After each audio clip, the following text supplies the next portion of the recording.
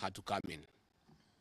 At about 11 a.m., same Sunday, 18th May 2025, this information was communicated to the Inspector General of Police, the Director General of the National Intelligence Service, and the Director of Criminal Investigations by the CS Interior Kipchumba Murkomen, and consequently, a killer squad composed of 101 lethal and dreaded officers from the Administration Police and seconded to the National Intelligence Service, accompanied by officers from the DCI, the Anti-Terrorism Police Unit, the General Service Unit, and the regular police were deployed. This killer squad have been carrying out extrajudicial killings and abductions. Yesterday, they were mobilized and cordoned off and blocked all exits from Gatanga constituency. This squad was armed to the teeth and hooded and with masks to conceal their identity because of the heinous acts they wanted to commit on us. This is despite that there are existing guidelines from the High Court that officers should be in uniform and not conceal their identity. At about 2:30 p.m., we received further intelligence from the deployed patriotic officers who are not in agreement with the information that they had clear instructions to plant arms and weapons in our convoy to provide evidence to arrest us and get evidence that they could charge us with in court. After about 30 minutes, the killer squad was joined by their counterparts who are highly trained in the use of biological weapons.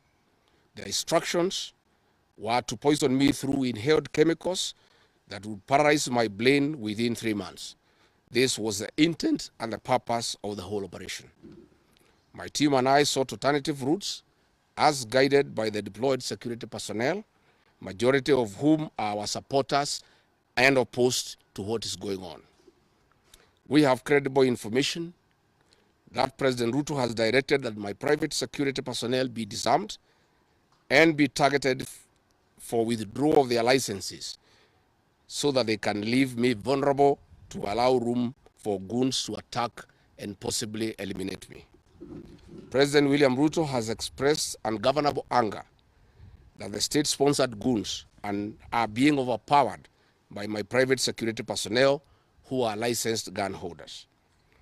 President Ruto is furious that the people of Kenya have not forgotten about the Kiambaa church massacre, where children and women were tortured in the 2007 and /8 post-election violence, and is unhappy that I keep on reminding the people of Kenya of the heinous act. I want to say that although Kenyans forgive each other, they cannot forget this, and there is nothing the president can do about it. The president was also utterly livid that I exposed his grabbing of 5-acre piece of land inside Gong Forest, where he intends to put a private hotel. About my statement on post-election violence, this was a precautionary statement and not incitement. It is based on historical facts and past electoral experiences of 1992, 1997, and 2007 controversial elections that we must have a free and fair election in 2027. It is my civic duty as a leader to remind IEBC, all agencies and institutions charged with election management, that they must deliver free, fair, verifiable, and credible election. I have heard the CS Interior and other pretenders to the throne claim that they will not allow political violence. I urge them to walk the talk. Since November 2024, political violence of great magnitude has been meted on me, my family, and my supporters. Not a single case has been prosecuted. For instance, on 28th November 2024, at a solemn funeral service in Limuru, Kiambu County, I was attacked by organized criminal gangs and a police escort. On 28th December 2024, in Shamata, Nyandarua, an inspector of police flanked by criminal gangs threw tear gas canisters at me. On 23rd March 2025, at ACK St. Peter's Cathedral in Nyeri, my convoy was attacked at a church compound by a non-criminal gang under police escort. On 29th March 2025 in Naivasha town, we were attacked by the police. On 6th April 2025, at a church service in Mwik, PCA, hooded goons attacked us inside the church. We dismiss with contempt the loose talk by CS Interior that during the DCP party unveiling, where goons dared to cause chaos were fighting for handouts from us. These were state-sponsored, but fortunately, they were overpowered by security personnel and supporters. The CS has given instructions that instead of arresting the said goons, they disarm my security personnel to give goons free access to me and my supporters in future occasions. Let it be known that our party, DCP, has organic support, and we do not pay supporters to attend our meetings the way the government is doing to people to attend their meetings. Finally, let me assure the planners of this violence that you will not stop the cause of the people of Kenya. The one-term movement and the DCP party popularity will not be stopped and will not be slowed down. The cause to liberate Kenya is not about Rigathi Gachagua. All the leaders with me. Wasting time and resources to stop me is a zero-sum game. The people of the Republic of Kenya have said that lies must stop, roads must be built, corruption must stop, abductions and extrajudicial killings must stop, education and health systems must work. They are some of the things that are making the people of Kenya restless. We are putting our supporters on high alert that they have the right to express their frustrations if injustice is meted on us. My supporters and I will not be cowed or intimidated by the use of the criminal justice system to manage politics. The drama of waylaying us on roads should be stopped.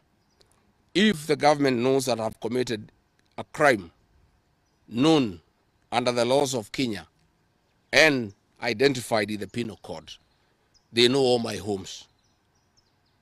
And I'm here. They know my Wamanyoro home. They don't need to waylay me on the road.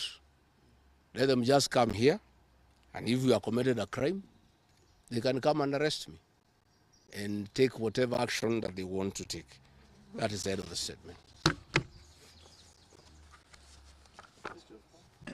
Iko swali? Yes. Yes.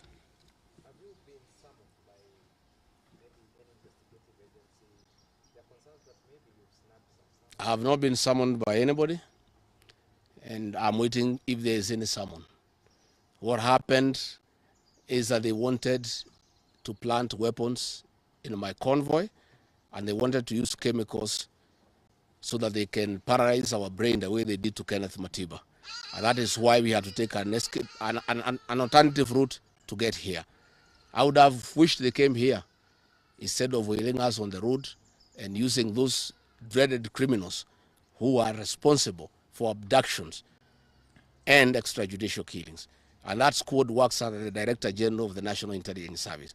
It's 101 officers who are recruited from the administration police, and they have been given special training by the National Intelligence Service, and they are responsible for the abductions and extrajudicial killings. And that is the squad that had been planned yesterday and mobilized so that they can incapacitate me and my people. Yes.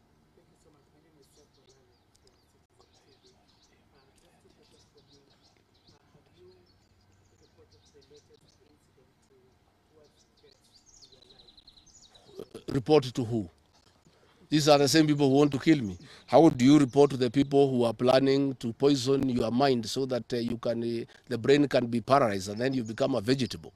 I cannot report. And I wrote to the Inspector General of Police and the Director of Criminal Investigations. Instead of answering the issues I had raised, told me to report to the next police station. Yet all these things have happened under the cover of the police. So it is useless to go and report to the police. That is why I'm talking to the people of Kenya, so that if anything happens to me, President William Ruto must be held accountable. And I want to say, when they hounded me out of office, I pleaded with my supporters to stay calm and express their displeasure by singing. That is no longer going to be the case.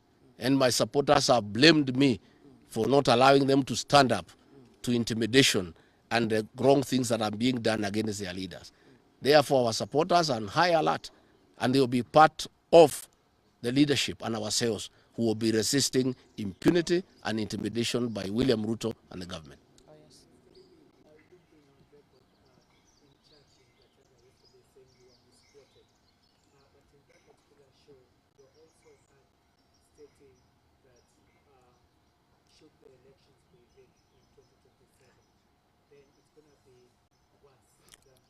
I didn't say I was misquoted. I said the interpretation is wrong.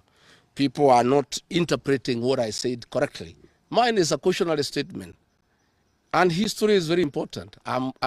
During the finance bill of 2024, I did caution President William Ruto and the cabinet that it will bring problems because I listened to the people of Kenya. When a member of parliament from Rift Valley says that even if the votes are not enough, they will know how to manufacture them. When another leader from Rift Valley say they can rule for 24 years. These are the things that have put the people of Kenya on notice, and people are speaking.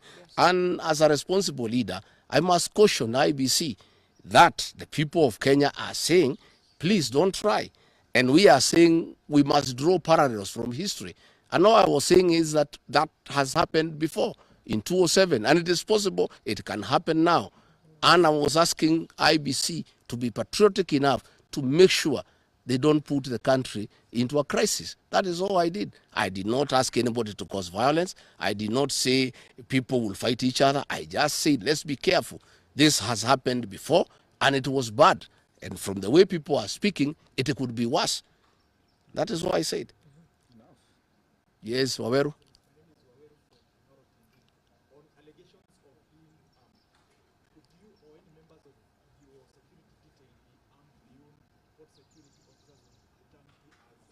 No, I am a licensed firearm holder. I've been licensed as a firearm holder from 1995.